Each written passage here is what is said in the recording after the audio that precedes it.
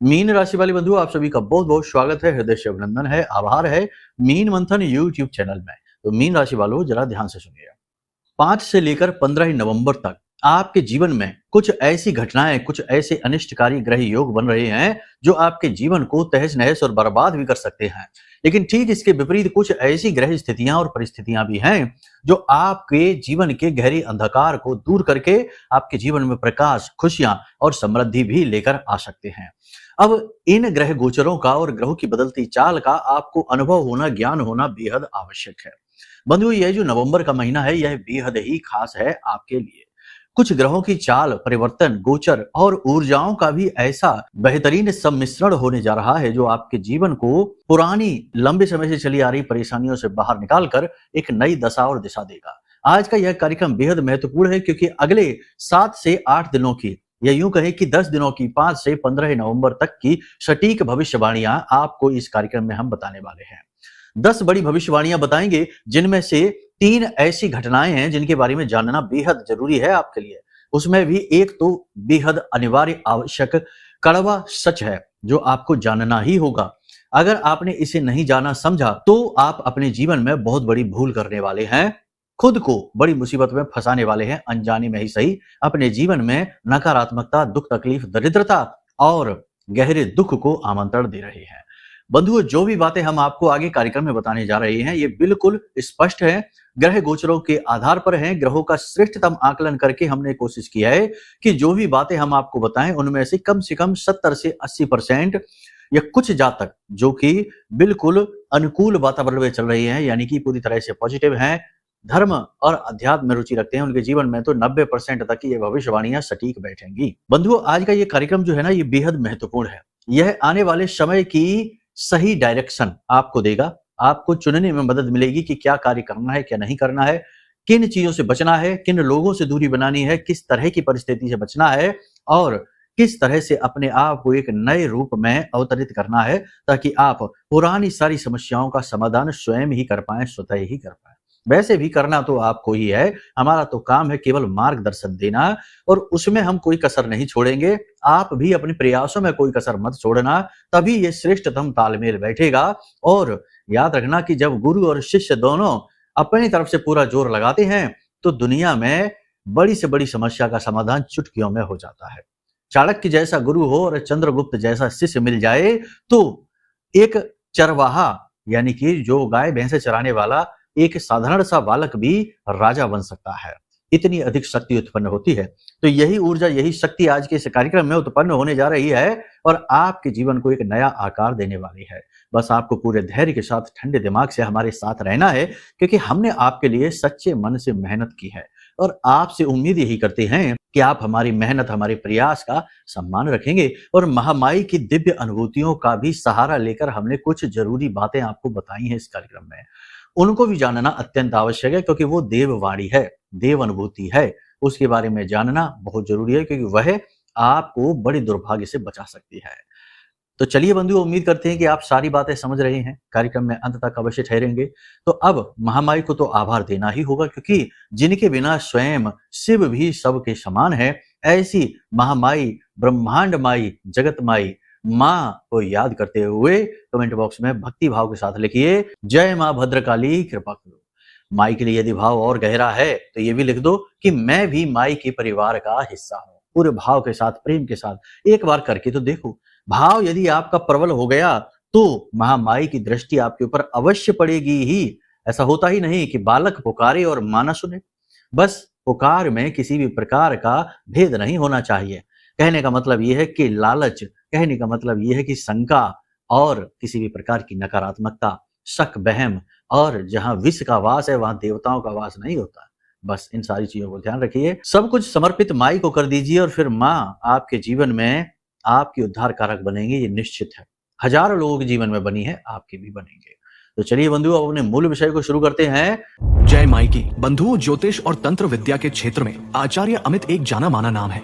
पूज्य गुरुदेव के साधनाओं और ज्योतिष विद्या के अनुभव बेहद दिव्य है। जी हाँ, पूज्य गुरुदेव ने जिसकी भी कुंडली का विश्लेषण किया और कुंडली के अनुसार उसे सटीक उपाय व महामाई माँ बगलामुखी की विशेष कृपा दी, उसके जीवन में सकारात्मक बदलाव तो आ ही है। फिर चाहे समस्या कितनी ही कठिन क्यों ना हो, समाधान तो अवश्य हुआ है। अब ऐसे में यदि आप भी अपने जीवन की किसी बड़ी समस्या से जूझ रहे हैं, जैसे कि कर्जा बढ़ता ही जा रहा है, काम धंधा और व्यापार सब रुक चुका है, रिश्ते नातों में तनाव हद से ज्यादा बढ़ गया है, पूरा जीवन ही नकारात्मकताओं से भर गया है, तो ऐसे में यही सही समय है जब आप श्रेष्ठ गुरु से मार्गदर्शन प्राप्त करें और जीवन के अंधकार को समाप्त कर दिव्य प्रकाश की ओर कदम बढ़ाएं। वीडियो में दिए गए नंबरों पर तुरंत संपर्क करिए और अपनी कुंडली का विश्लेषण व समाधान पूज्य गुरुदेव के द्वारा करवा लीजिए। देर ना करें, आपके देवी देवताओं के आशीर्वाद से ये मौका खुद चलकर आपके पास आया है, इसे गंवाना नहीं है।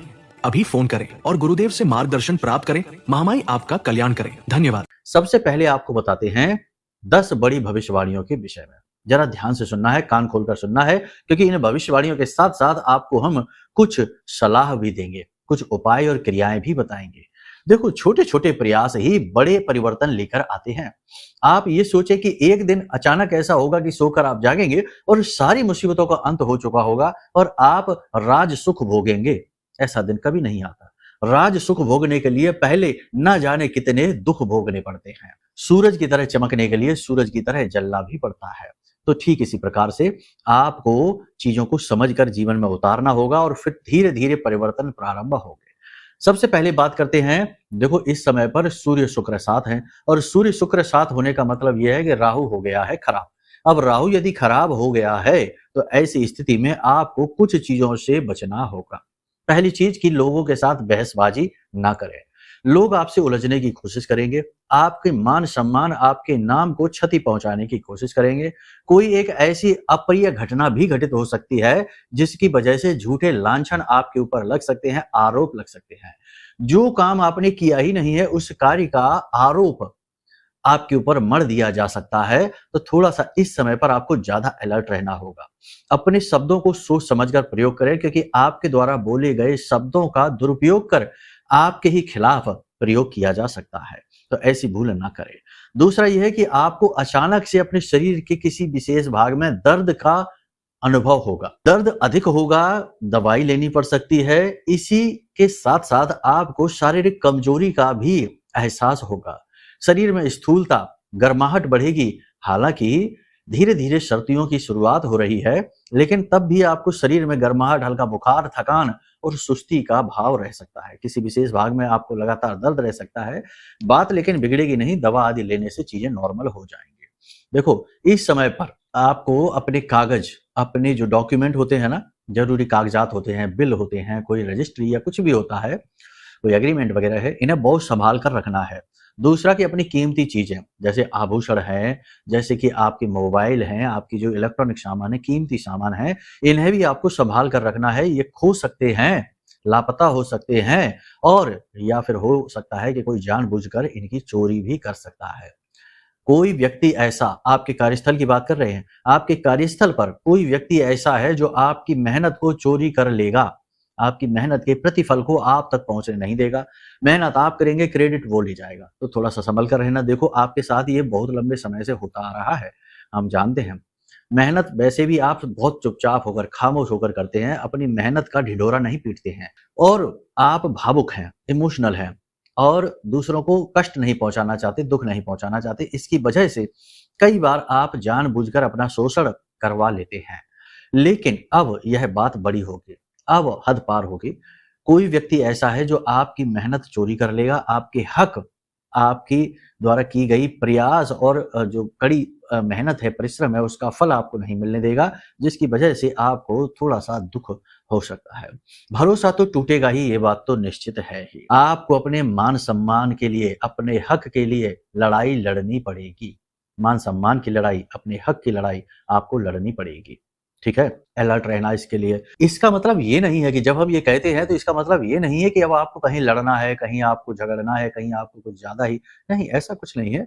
ये केवल अंतर मन की बातें हैं। आप अंतर मन में, अपनी मन स्थिति में यह महसूस करेंगे जैसे कि आपको अपने ही सम्मान को प्राप्त करने के लिए अपने ही परिवार में, अपने ही आसपास, अपने ही वातावरण में संघर्ष करना पड़ रहा है। जो सम्मान, जो इज्जत के आप हकदार हैं, जिसके लिए आपने मेहनत की है, वो आपको मिल नहीं पा रही है, उसके लिए स्ट्रगल रहेगा। ये चीज है, बस इतनी सी बात है। आपके सामने एक बड़ी चुनौती खड़ी है, एक बड़ा चैलेंज है जो आपको बेचैन कर रहा है। आपकी कोई योजना है, किसी प्रकार का कोई विचार है जिसमें आप असफल होने का डर लग रहा है आपको, कोई योजना, कोई विचार है, कोई एक चुनौती है जिसमें असफलता आप सोच भी नहीं सकते हैं और इसमें असफल होने का डर आपको सताएगा। गुप्त रूप से आप अंदर ही अंदर थोड़े से कह सकते हैं कि कुढ़ जाएँगे या फिर कह सकते हैं कि अंतर्द्वंद आपके मन में रहेगा। आप किसी को इसके विषय में बताएँगे तो नहीं, लेकिन अंदर ही अंदर आप जलेंगे। लेकिन ठीक इसी के साथ-साथ ऐसा भी होगा कि आपका मनोबल भी बढ़ेगा। देखो, एक तरफ डर है, दूसरी तरफ आप स्वयं हैं, तो आप कमज़ोर नहीं हैं, आपका मनोबल तो बढ़ेगा। कोई अनजानी शक्ति आपका साथ देगी, आपके मनोबल को बढ़ाएगी। गुरु उच्च के हैं तो सीधी-सी बात है कि ये आपको मनोबल तो देंगे ही, आपकी आध्यात्मिक उन्नति तो कराएँगे ही।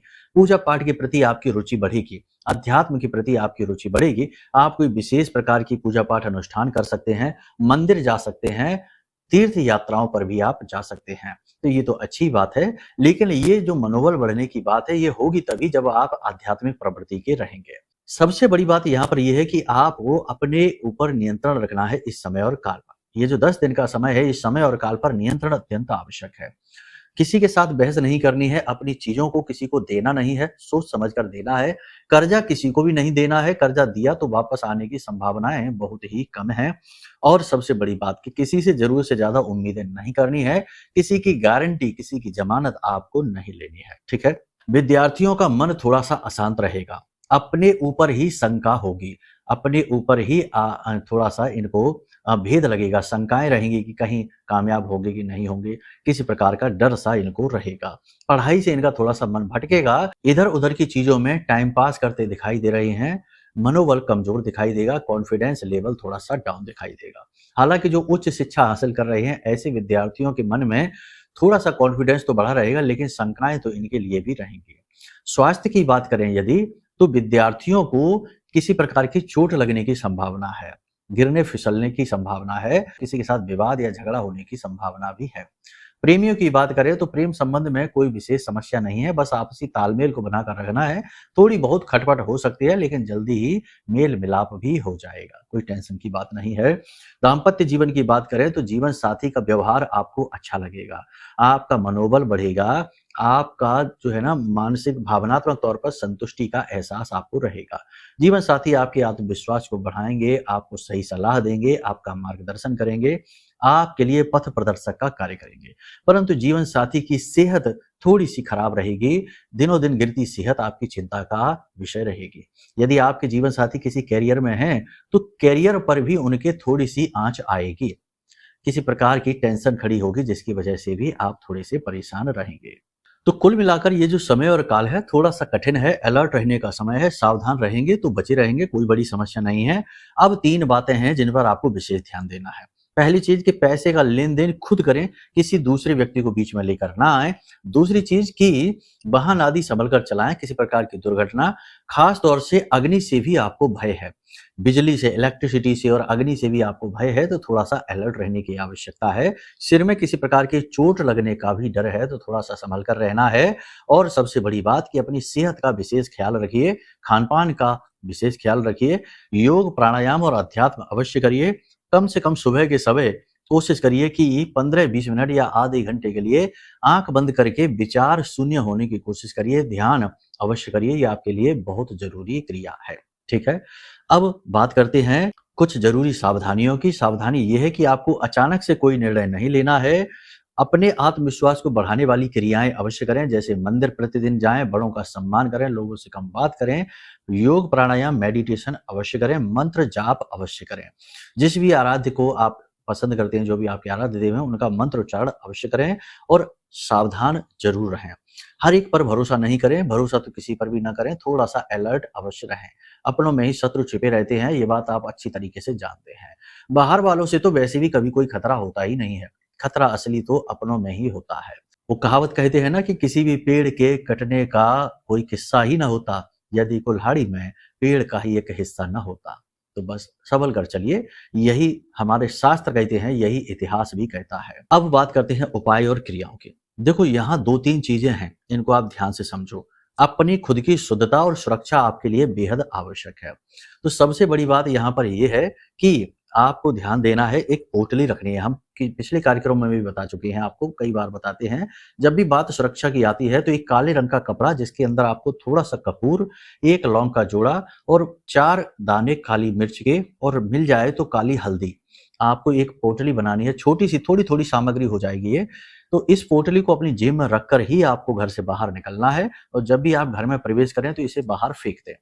इसी के साथ साथ एक उपाय आप और कर लीजिए कि काले कपड़े में ही 8 मुट्ठी उड़द की दाल रख लीजिए, और इस उड़द की दाल को अपने सिर से उल्टा 8 बार उसारिए और इसे ले जाकर किसी मंदिर में दान कर दीजिए। ये बहुत जरूरी क्रिया है। इन दोनों क्रियाओं से आपके जीवन में किसी भी ग्रह की कोई नेगेटिविटी नहीं आएगी, चाहे राहु हो, चाहे शनि हो, चाहे केतु हो, चाहे मंगल हो, कोई भी क्रिया नहीं आएगी।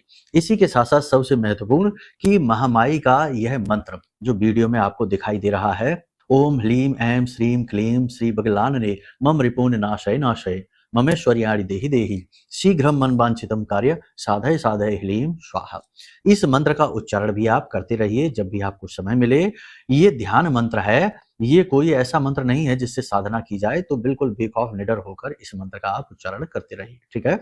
माई आपकी रक्षा करेंगे। जो भी बातें हमने आपको बताई हैं वे सारी बातें आपकी कुंडली यानी जो गोचर चार्ट है इसके आधार पर बताई जा रही हैं। लेकिन हो सकता है कि आपके जीवन की परिस्थितियों या उनकी कहानियां अलग ही हो, जैसे कि किसी की बीमारी से आप लंबे समय से जूझ रहे हैं परिवार में ही, और आपका पैसा जा रहा है, आपकी टेंशन बढ़ रही है, या कर्जा आपके ऊपर हद से ज्यादा बढ़ता चला जा रहा है, आप कर्जे से छुटकारा ही प्राप्त नहीं कर पा रहे हैं।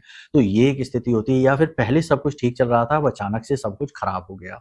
तो ऐसी स्थितियां जब बनती हैं जब कुंडली में किसी प्रकार का कोई पाप ग्रह योग होता है। जैसे कि अभी एक श्रीमान की कुंडली हमने देखी थी कुछ दिन पहले, उनकी कुंडली में शापित योग बना हुआ था। मतलब कि पुरखे पूर्वजों के किए गए जो काम हैं, कर्म हैं, उनकी सजा इन्हें भोगनी है। तो ऐसा ही हुआ कि उनके परिवार में उनके पिताजी ने कर्जा बहुत अधिक ले लिया, जिसे चुकाने के लिए इन्हें भी कर्जा लेना पड़ा, और पूरा परिवार गिरवी रख गया, यानी घर भी गिरवी रख गया, कहने का मतलब प्रॉपर्टी भी गिरवी रख गई, और आज बुरी हालत में है, परेशान है। तो ये दोष अगर पहले पता होता इनको तो ये थोड़ा सा संभल कर चलते, इसका इलाज कर लेते, उपाय हो जाता। उपाय हो जाने से इसकी शक्ति कमजोर हो जाती, तो हो सकता है कि इनके पिताजी कर्जा ही न लेते, कोई ऐसा कार्य ही न करते, इनकी मानसिकता ही बदल जाती। आखिर आपकी या किसी भी व्यक्ति की जातक की जो मानसिकता होती है वह भी तो ग्रह की ऊर्जाओं से प्रभावित होती है। तो बहुत सारे ऐसे योग होते हैं जो कुंडली में होते हैं और जो जातक को लगातार प्रताड़ित करते हैं। लंबे समय तक इन योगों का यदि उपाय न किया जाए तो होता यह है कि इनकी भयंकर नेगेटिव एनर्जी जातक को चारों तरफ से जकड़ लेती है, घेर लेती है। फिर स्थिति ये बनती है कि जातक चाहकर भी किसी भी उपाय क्रिया से, किसी भी पूजा पाठ अनुष्ठान से भी इन समस्याओं से छुटकारा प्राप्त नहीं कर पाता है, क्योंकि वो नेगेटिविटी सब कुछ सोख लेती है, जातक को कभी सुखी होने नहीं देती। तो इसके लिए अगर कुंडली दिखाई जाए और उसके उसी दोष का समाधान कर दिया जाए उपायों के माध्यम से, तो वह नेगेटिविटी भी हट जाती है। और दूसरा कि नेगेटिविटी को हटाने के लिए यह जो महारक्षा कवच है, यह जो हमने निर्मित किया है, ब्रह्मास्त्र विद्या माँ बगलामुखी के सिद्ध मंत्रों से जागृत है और अभिमंत्रित है। तो हम यही करते हैं कि हम लोगों से कहते हैं कि पहले इस कवच को मंगा लो, फिर अपनी कुंडली का आकलन करा लो। कवच का कार्य रहेगा कि इस समय पर आपके जीवन में जो भी नकारात्मकता है उसे तुरंत काट डालेगी, क्योंकि ये ब्रह्मास्त्र विद्या है, अचूक हैं, इनका वार कभी खाली नहीं जाता है। और दूसरा ये होगा कि कुंडली के उपाय करने से जो कुंडली का दोष है वह कमजोर पड़ जाएगा। तो फिर क्यों नहीं जीवन में खुशियां आएंगी, क्यों नहीं दुखों से मुक्ति प्राप्त होगी। हमने ऐसे ऐसे लोग देखे हैं जो लाखों के कर्जे में है और एक एक दो दो महीने में ही उनके जीवन से कर्जा दूर हो गया, वे खुश हो गए। तो आप भी ये निर्णय लीजिए। ये सारी बातें हम बताते ही इसलिए हैं ताकि आप प्रेरित हों और अपने जीवन के दुखों को जाना, कष्टों को समझे कि क्यों है ये कष्ट, और उन्हें मिटाने के प्रयास करिए। ठीक है, तो चलिए बंधु, आज के इस कार्यक्रम को यहीं विराम देते हैं। हमने जो कुछ भी बताया है इन बातों को जीवन में उतारिए। सारी बातें हमने आपको निष्पक्ष तौर पर बता दी हैं, कोई लाग लपेट नहीं है, कोई भी इधर उधर की बात नहीं है। ठीक है, तो चलिए बंधु, महामाई को याद करिए, प्रेम से मन में माई का आवाहन करते हुए बोलिए, जय माई की जय, माँ बगलामुखी। हमारे प्रिय और परम पूज्य आचार्य जी ने अपनी साधनाओं के अनुभवों पर आधारित शक्तिशाली उपाय और क्रियाओं के माध्यम से हजारों लोगों के जीवन को पूरी तरह से बदला है। आचार्य जी के द्वारा बताया गया हर एक उपाय इतना सटीक और कारगर होता है कि जो भी इसे पूरे भाव के साथ कर लेता है उसे साक्षात महामाई की कृपा और आशीर्वाद प्राप्त हो जाती है। इसलिए निसंकोच इन उपायों को पूरे भाव के साथ करिए आपका कल्याण होगा। जय माई की।